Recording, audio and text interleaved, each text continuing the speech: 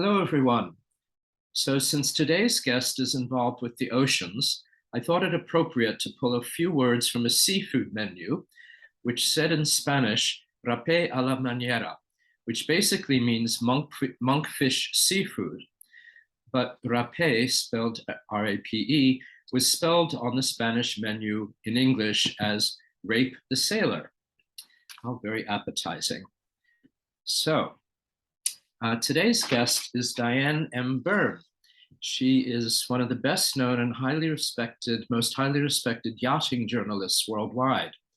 Over her 33 years of overall reporting and editing, 29 of them have been in yachting, involving international travel.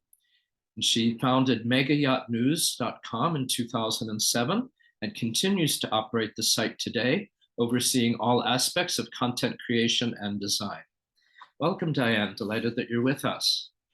Thanks for having me. Glad to be here. Okay.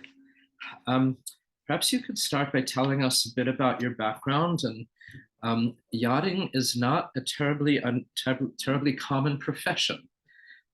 So it's certainly most interesting. And I know you're involved in publishing about yachting, but still, how did you get involved with all of this and your international background? Well, I have a bit of a personal tie to the industry. I grew up in New York on Long Island. And the beauty about growing up on Long Island is you are within the water, north, south, east, or west. So I Yeah. was lucky enough to grow up with a boating loving dad who introduced my sister and I to fishing, actually, when we were little kids. And I never thought about making it a profession until I learned that there was actually a yachting magazine owned by the same big publishing company that I had started to work for a few years after I graduated from college. Turns out that they were looking for someone who was a good writer and editor, and they felt they could teach boating. If you had boating knowledge, great, but if you didn't, no problem. They felt they could teach you that versus really teach the skills of journalism. So I applied to them. I was probably about 4 years or so outside of college, applied to them and never looked back in terms of yachting. Wow, that's great. But it's a magazine and a website, or is it just a website? Megayacht News is just a website. Yeah, we've actually been asked several times over the years if we would launch a print edition, and I don't see the purpose of it right now. There's so much in the print world, in the yachting industry, actually, that for us to do it, we would really need to be bringing something completely different. And really, the online world is the way to go because we can also act a lot quicker in Right, terms of getting news out. absolutely. Very true. Um, Mm. so tell me a bit about your international background. Mega yachting, of course, is a very, what's the word? The highest class of people, the wealthiest people, and it's very international. So you must have had some very interesting international interactions with a lot of people. Yeah, absolutely. This is an industry in which one day you could be interviewing an American couple who bought a yacht that is being built in Italy with a British naval architect and a Dutch interior designer. Another day, you can be at one of these shipyards, say in Holland, Mm. and there's another multinational team attached, and the owners and their representatives are multinational. The crew members are international. You can have crew members from New Zealand, the United States, Australia, Spain, all living and working together in peace and harmony, as we like to say. So it's Hopefully. really an amazing little microcosm in a lot of ways. That's fascinating. What kinds of cultural interactions? I would think the Dutch interior designer might want one style, um, and the Italian builder may want to build for something very different or whatever. How do you mesh the two, or how do you work with them? Well, the way it works in this industry is the design is really done according to what the owners want. Right, the So owners. you can have either fully custom, which is literally everything is to the owner's wishes, including the equipment. Then you can also have semi custom, where there might be certain things that are set. The technical platform, essentially, the engineering platform is set. But in terms of the layout, the look, the feel, that's all tailored to what the owners want. So these companies and these shipyards really do understand the different ways of living that Americans have versus the way that Europeans might have versus the way that South Americans might have, etc. Mm. And I presume they would talk to the owners and decide what the owners would say what they're looking for, very much like a house, right? Right, So, right, very much so. They sit down with the owners and their team because the owners usually have representatives who are helping them with all these decisions. mm, And they say, how do you like to live? What kind of look and feel do you enjoy? Are you a casual person? Do you like more formal entertaining? mm, So they go through all of those questions and really try to suss out the most minute details as to even textures and colors and really everything that's going to influence the ambiance on board. very interesting. Yes. And you had written to me about oh no, I just lost the thought. Uh, I guess the yacht builders in Italy that they might have. Oh, there was a press release that the company said the yacht represents the contamination between the world of X and Y. I think what they meant to say was combination, not contamination. I've read through the press release so many times, and I thought instantly it must have meant they must have meant combination, but in rereading, I still couldn't figure out actually what they actually meant because so many different words could have possibly worked there. The combination or the confluence or the Ah, it right, wasn't even taking it into context into the entire press release. It still wasn't entirely clear what they meant, but there have been some strange translation. mistranslations that have Translation. gone on over the years that you never want anybody to feel bad, of course, but when you see something like that, you really need to reach out and say, "Can you tell me what you What? really meant?" And I've even tried to reverse engineer it, so to speak, look up that word in Italian and to see if Right. there's a way to go back and figure it out, but that didn't quite work either. So it's just one of those things that all of us on the journalism world tend to just kind of chuckle to ourselves about. Exactly.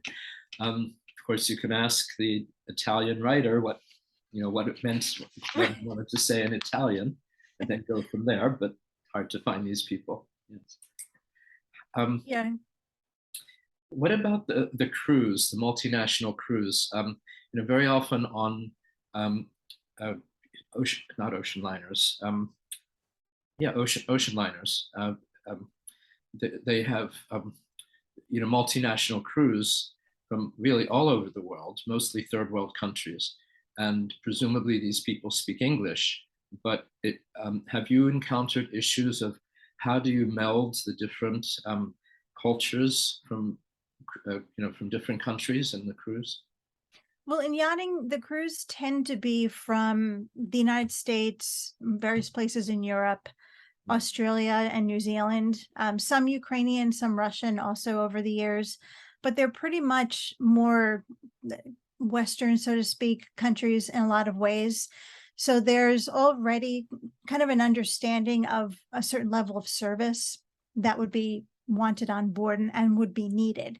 It's a matter of having them go through the proper safety training mm, more so than it would be cultural training. Although, of course, there always is an adjustment that needs to be made if the owners are American or if they're European or some other country that maybe not all of the crew members might be familiar with. And then, of course, there's interpersonal relationships and people who perhaps have different native languages, or even when English is the native language. American English is so different from British English, from Australia, New Zealand, etc. So there definitely is a learning curve to a certain degree among the crew members. But by and large, everybody really is a quick study because there's that common bond really underlying everything and the common love of yachting and wanting to you know tailor an experience mm. to the owners, to the guests, the way that they like to live on the water. And are these yachts usually like floating permanent houses, or are they just occasional weekend adventures? It's I wouldn't say it would be an occasional weekender. It's really days and weeks at a time. So, and that's changing even more so. It's becoming more and more a second home in a Mm, lot of ways. About, oh gosh, well, when I first got into the industry, it was not uncommon for these large yachts, and you're talking about yachts that start around 80 feet or so. The terms mega yacht and super yacht apply equally to that size range. So back then, it really wasn't uncommon for the owners to use the yacht maybe 4 to 6 weeks a year. mhm. And then the boat either would sit in a marina or perhaps be chartered out by other individuals wanting to take vacations. These days, the owners, probably because of COVID really changing a lot of people's attitudes about what really is important in life and spending time with family, protecting your leisure time, etc. Owners are definitely using the yachts a lot more. So it's many more weeks and even weeks at a time Mm. on the yachts, and also offering the boats for charter for people. And you see charter guests doing the same thing, booking 2 consecutive weeks, for example. And the crew is the same for the crew stays with the ship, I assume. Yes, the crew stays with the yacht. So it's the if you think of a yacht almost like a floating business in a sense, the way that a land-based business would have the same managers, et cetera, and employees, the yacht is definitely the same way. And it's extra important in the yachting industry in this end of the market, particularly because you really are giving that personalized service to the owners, to their friends and family, to the guests who come on board. So to constantly change the crew, they would Right. have to refamiliarize themselves with all the spaces where everything is, and then try to get to understand who the owners are. And there'd be too much of that relearning over and over again, and you really would lose that service factor.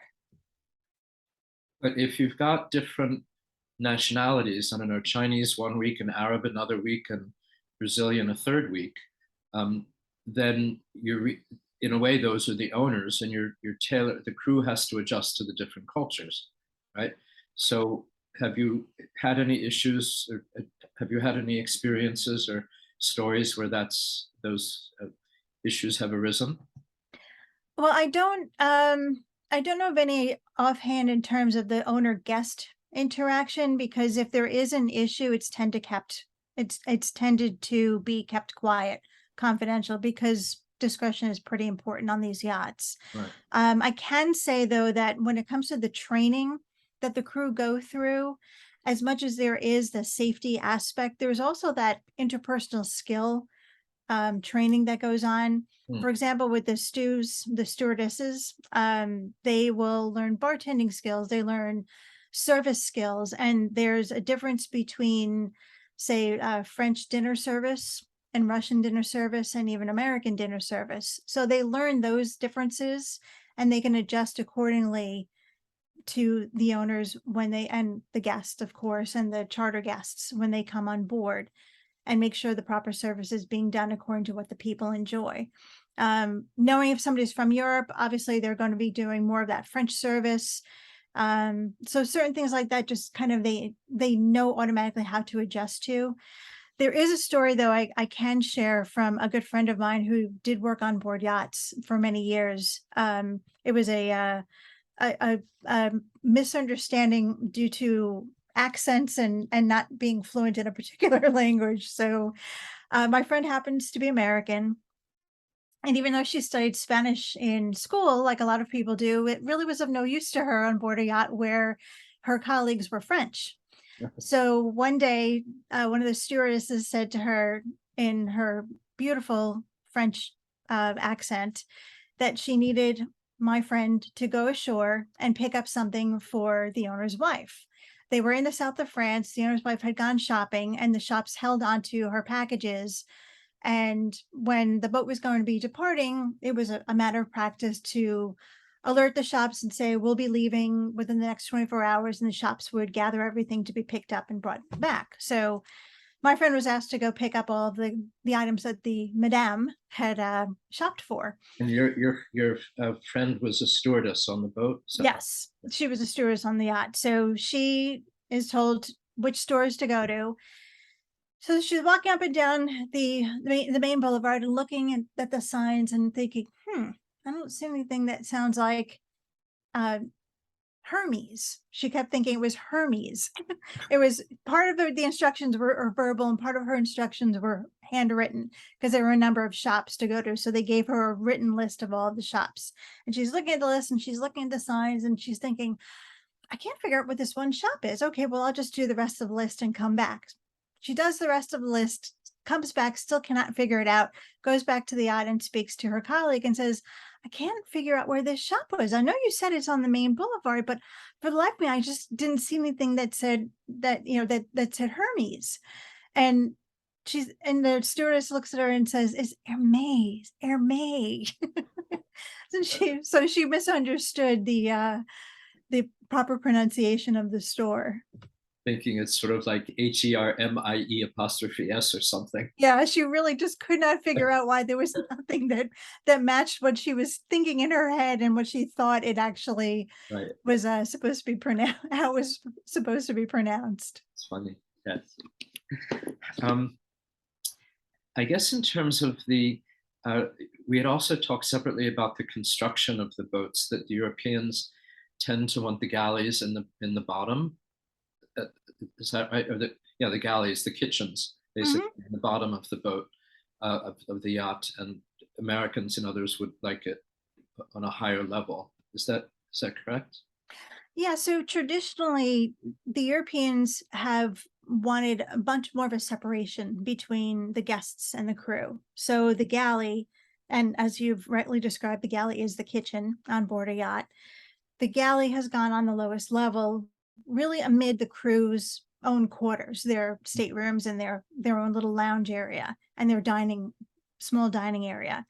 Americans have long preferred a galley to be on the main deck because in our culture, everybody flows into the kitchen, right? Think about Thanksgiving, Christmas, major get togethers with family and friends. Inevitably, half the guests end up in the kitchen talking and enjoying each other's company. So even though you have a formal crew with a chef on board a yacht, still Americans do tend to like that more casual lifestyle approach. So that's one big reason why there's such a difference in terms of where they're laid out.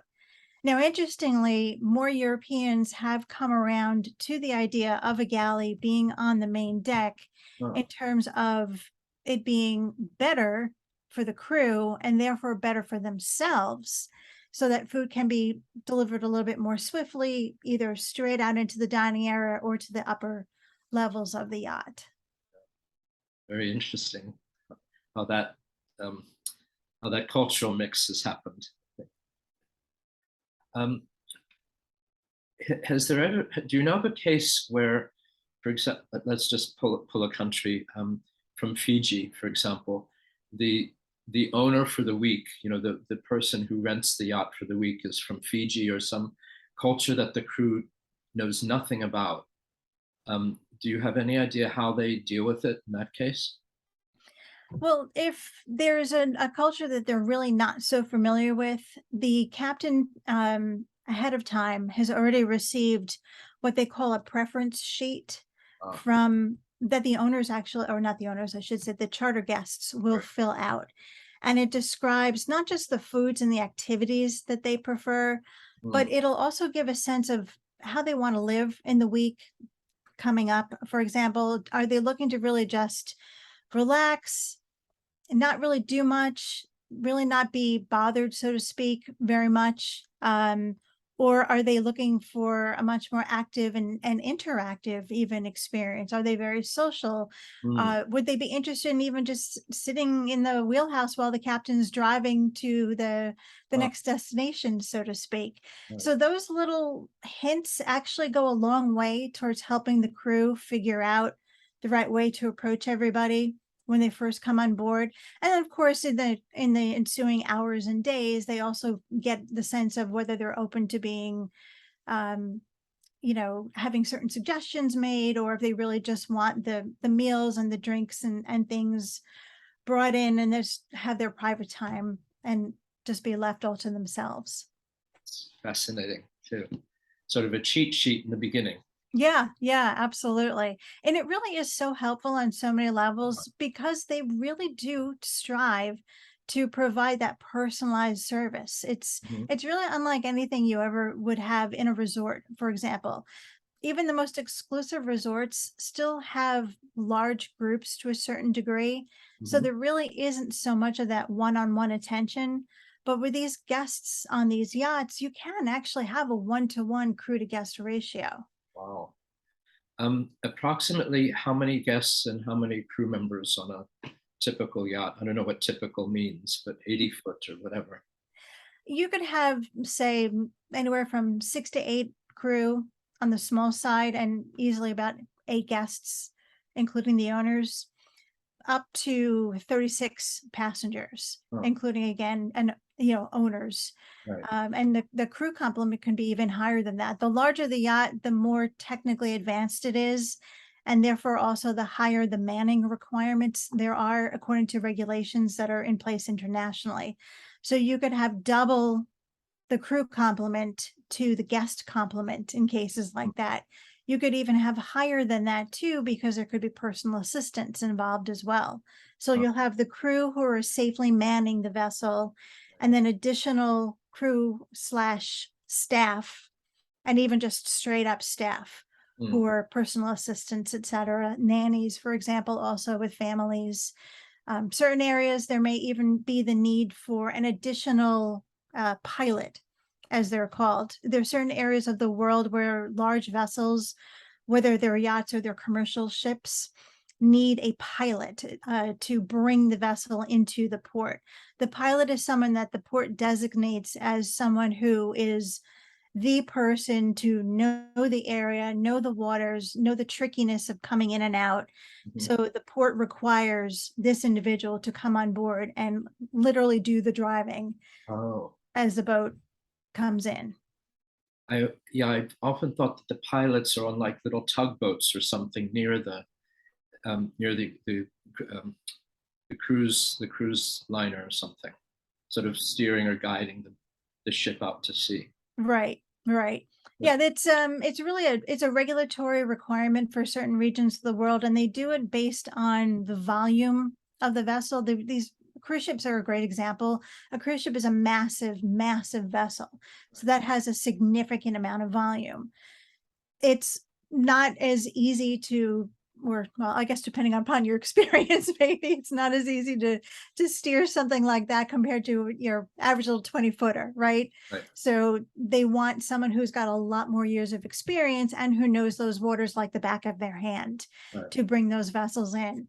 Not that they really encounter issues, but it's just the regulations of the region. They really want a specialist to come in and yeah, bring these very large craft in, and then the vessel can stay and the guests can go ashore and enjoy as much as they wish. fascinating. Um, are women? Do women occupy the posts of pilots and captains on these yachts, or is it mostly men? It traditionally has been mostly male, but thankfully, yachting is evolving just like the rest of the world is. One of the perfect people I can point to actually is Captain Sandy Yawn. Sandy is really well known in yachting. She's been a phenomenal captain for many, many years. Hmm, And some people who are listening to this podcast right now may know her name if they're fans of the television series Below Deck Mediterranean. hmm. So Sandy has been the captain on Below Deck Mediterranean since the first episode aired. She is just as she appears on television. She's a rock star. She wants people to succeed, men and women alike. She loves mentoring young people and she loves the yachting industry. Hmm. That's great. I'm glad to hear that. Wonderful. Excuse me. Are the crews are the crews primarily like servants, or are they also trained how to run the boat? You know, the mechanics of, I don't know, electricity and plumbing and whatever it takes to run the ship itself. The crew are akin to, really, if you want to take a real world, regular world example, they're akin to the crew of an airline. Mm, So even though someone may have the title of stewardess, mm, first and foremost, their role is to ensure your safety, safety. your safety, the safety of your fellow passengers. So they need to have that safety training. In terms of a yacht, it's fire, it's sinking, all those God forbid scenarios that thankfully really don't occur that often. But secondarily, of course, they are there for the personalized service. So it's kind of like the safety training combined with a five-star resort or five-star restaurant experience, Hmm. knowing what you want, anticipating your needs, making sure that your vacation or when you're the owner, your time aboard, your time with your guests, your family is as relaxing as possible. It's great. So are they so in addition to safety training, are they sort of double trained in terms of, again, electricity and plumbing and I don't know what else can go, the food preparation or whatever? Different crew members receive different training as far as that's concerned. So there would be an engineer, for example, on the yacht. The engineer will understand the engines, of course, and the different systems in the engine room, be able to troubleshoot things of that nature. The captain also will be very familiar with those because captains tend to come up the ranks of the yachting industry. They'll start as, say, a deckhand, where they're handling the lines while the yacht is docking and undocking, things like that. And then they get to know the systems a little bit more. And then as they become more experienced and they decide they want to pursue a higher challenge in their career, then they go and get their captain's license. Oh, So they're the ones really who are going to primarily know the systems. Other crew members absolutely can. It's completely their choice if they want to understand the plumbing systems, the engines, things like that. But it's not a requirement for them to be able to troubleshoot those things. Whereas with the chef, of course, the chef is going to have to know everything in the galley, and then everybody is going to have to understand fire safety. So God forbid something happens in the galley, a fire breaks out. right. Everybody on board is supposed to be able to understand how to put that fire out, what to do if the fire does not go out, get the guests off safely, get Hmm. the fire brigade from land to come and assist them, all of those different things. And hopefully the crew is trained in these emergency procedures more than once a year or something, I would hope. Yeah, they have to recertify uh, their training every few years. every few years. So, all right.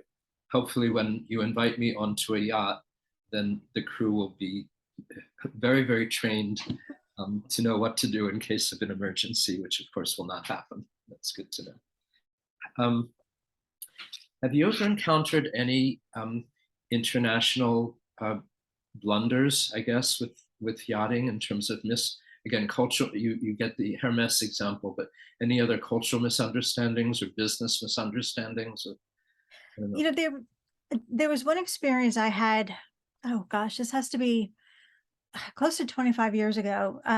Something I actually learned ahead of a business trip and then saw in practice that I've not forgotten, obviously, to this day, because I found it so interesting.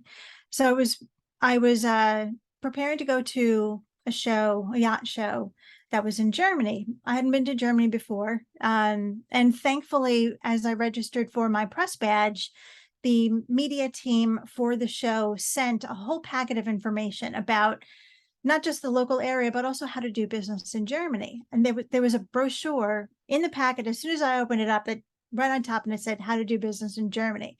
And I thought, oh, this is interesting. I've never received this type of information from anybody, Yeah. any other cultural team before. So it's the first thing I decided to read. And I remember so vividly there being advice in there saying, when you're doing business with a German, you never hand your business card to them first at the beginning of a meeting.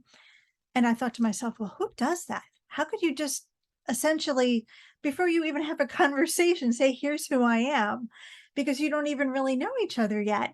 But apparently that was pretty common from Mm. from what they were telling me. And I was still pretty young in my career, so I had never thought that that was appropriate behavior personally. I always thought you would just naturally wait until your conversation is over. So a little double lesson learned there. But the other part of it was that you actually wait until the meeting is over. And then if the other person, the German, hands you their business card, that is a sign that you can now hand your business card to them. Essentially, you've been accepted as someone that they could possibly do business with. Mm. And I thought, oh, okay, good to know. I certainly wouldn't want to, be rude in my first trip, especially going to this event. So during the show, I was with some of my colleagues, one of whom was our publisher at the time. And of course, I'm sitting here assuming that since he had been to Germany and my other colleagues had been to Germany, they all knew the way to do business, and that I was the only one who had needed to learn the lesson. We have a meeting with a company, happened to be a German company, and we go to sit down, and he goes to hand his card, and they didn't Mm. reach out to take it. And I don't think he really registered what was going on. So he just put it on the table in front of them and continued to give our sales pitch. And the card just sat there the entire time. And I remember thinking, oh, this isn't good. This isn't good. The meeting ends and they didn't take the card. And he didn't notice this Huh. straight away. And as they left, he went, oh, they forgot the card. And I said to him, well, I don't think they really forgot it. And I explained to him what I had read in the brochure. And he looked at me and he said, oh, I didn't know that. And then I thought, oh, I wish I knew that he didn't know, because Right. I would have given him the packet to review. But lesson learned there for him too, is at a pretty important juncture in his career. Yeah, very much so. I've never heard that story before. That's fascinating also. Amazing. It struck me as being so smart and so strange at the same time. It was smart because, of course, when you're first meeting somebody, you don't really know enough about each other. You may think that they're perfect for you, but ultimately, the conversation is what gives you that final hunch, being the final confirmation of your hunch. Sometimes I know I've experienced meetings where I've sat down with somebody and I'm convinced going into the meeting we're absolutely going to do business with each other. And then during the conversation, they say something, and I think, oh, wow, no. How did I not know that? Oh, you know what? We're really not the right fit for each other. And there's nothing wrong. It's just information I didn't have previously. Right. So you really can't ever just kind of go in guns blazing, assuming everybody's going to be the right fit for you. So it really does make so much more sense to wait until that conversation is over and then say, may I have your card? And then take their card and, hand you your card in return. Right. I just assumed everybody did that, but I sure learned that they don't. Yeah. Well, Americans tend to meet someone and give the card immediately, and that Americans also tend to receive a card and not look at it. Hmm. Just take the recipient's card and put it in a pocket, and that's generally very bad manners, especially in Asia, Hmm. and just not done. But that's an American approach, but it's not considered polite, shall we say, Right, most right. cultures. Well, and even in mentioning Asia, I learned in recent years, I had a trip to Taiwan. Mm. I learned the two-handed approach Yes. of handing a business card and receiving a business card. Mm. And I loved that. I thought that was just such a gracious gesture. It's not the usual, oh, here's my card. It's really very personal, very polite. And Um, they bow a yeah, little bit when they yeah, really just wonderful traditions that I think we're all so blessed to learn about the more we travel this world. yes, very true. Um, and also the issue in Asian business cards. It's true in American and European cards also, but not as much. Asia is much more hierarchical. So the title on the card is very important to tell you, the person's hierarchy. Whereas an American, for example, can, um, let's say a person is a sales manager, but to go to Europe, the company may allow him to elevate himself on the card as sales director, because that's a higher status, of course, and will command more attention and respect and honor and all of that. So titles in the United States are, let's say, more fluid, and not as critical. I mean, everyone has a title, but in many cases they don't mean exactly what you think they may mean. And sometimes they're very cryptic, like I don't know, uh, s- um, client satisfaction manager. Okay, what does that mean? um, so, in any case, so yes, titles are very interesting in the business world itself. Is there anything else you'd like to add before we close? You know, I'm just really constantly fascinated by all the different cultures that I get to interact with, the people I get to meet. As much as yachting is still very traditionally Western, there's always something that you learn the more you speak to people. I've been meeting with Dutch and Germans and Brits and people from the Bahamas. I mean, name a region really for well over 25 years. And there's always, and I mean always, a moment where I learned something different. Hmm. So that's what keeps it fascinating. And really that's what I think kind of keeps all of us engaged, right? It's that opportunity to continuously learn and continuously grow and really appreciate that as much as we are so different, we're still all pretty common. We have a common love of what we do, a common belief in what we do, and a common desire to see each other succeed. Yes. Well, I don't know that we want each other to succeed. Some people, have huge egos and they're very competitive and all of that. But um, certainly under the surface, we're all human and have the same needs of, you know, love and acceptance and wanting trust and um, friendship and Yeah. families and all Yeah, so forth. true. Some businesses can, and some individuals can be quite cutthroat. That's for sure. And yachting, of course, has those elements to it. But interestingly enough, there's also the understanding, and it's truly fact that if one segment of the market, one yacht builder, for example, goes under, that can really have devastating ripple effects across the entire industry Oh, because of how many different companies are involved, and it goes beyond the designers and the owner's team. There are suppliers from around the world too. So if a big builder goes under or a big project gets canceled, there are hundreds of small businesses that are hmm. all just devastated because of that. And that has such a strong impact on everybody Wow. that really nobody can afford to be as I, perhaps they'll still do it, but nobody can really afford to be that cutthroat because if you're that vicious, Oh, then it comes around to you and you suddenly don't have a yacht builder to go to. There are the suppliers that are no longer in business. So hmm. as the representative for an owner, that doesn't do them any good. Oh, very interesting.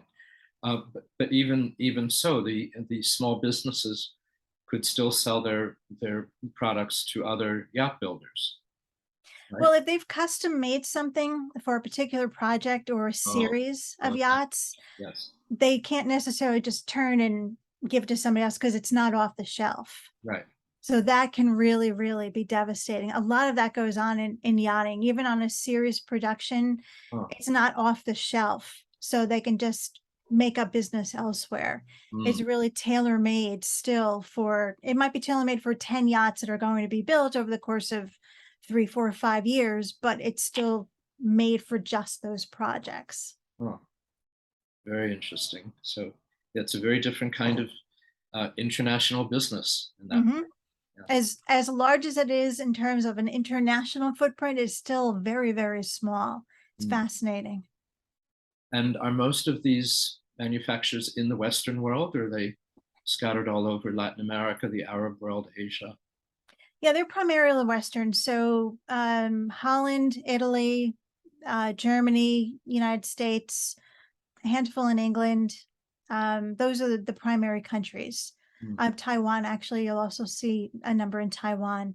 Those are the primary countries where the yacht builders are. Very. And the yacht builders and the suppliers.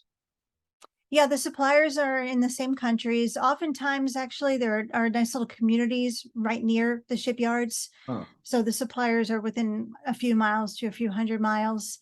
wow. In a country like the United States, of course, it could be much more spread out, but you see it pretty common that there's kind of like little yachting worlds in a sense within each of these countries. And where are they in the United States? What are the pockets here? In the United States, we have strong yacht building in the Pacific Northwest, in the Midwest. Also, service is a huge part of the United States. So we have service companies in South Florida, again, Pacific Northwest, Southern California, San Diego area, Northeast, Savannah, up the coast to the Mid Atlantic, Wow, going on up into even Maine. wow. Well, it seems like the whole country in some way is Yep. involved. If it touches water, pretty much a yacht can get there. Very true. Well, thank you, Diane, so much. It's been a great, wonderful pleasure to speak with you and to meet you and to learn about this very different international business that I think most people have no idea about. Well, thanks for having me. It's been great to explain it, and I hope people learned a lot. Thank you.